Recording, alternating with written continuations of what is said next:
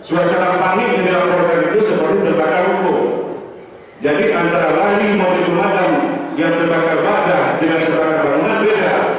Tiba-tiba terbakar badan lari 120, itu tidak perlu sebenarnya. Jadi pemadam akan menyesuaikan apa yang terbakar. Ya, jadi itu.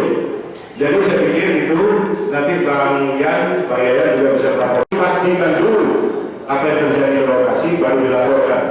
Kemudian ada di antara kita ini salah seorang yang bertindak sebagai pengendali frekuensi.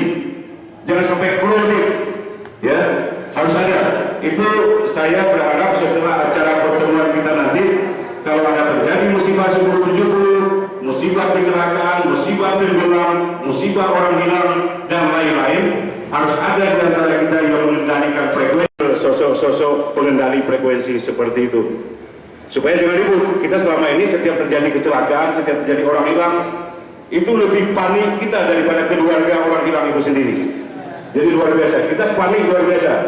Pada keluarga orang hilang itu belum tentu sampai ke lokasi pun.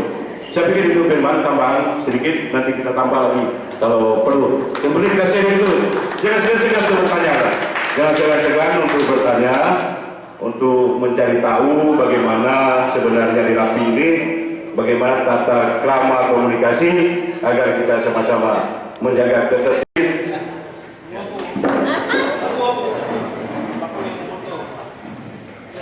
Berapa DP-nya?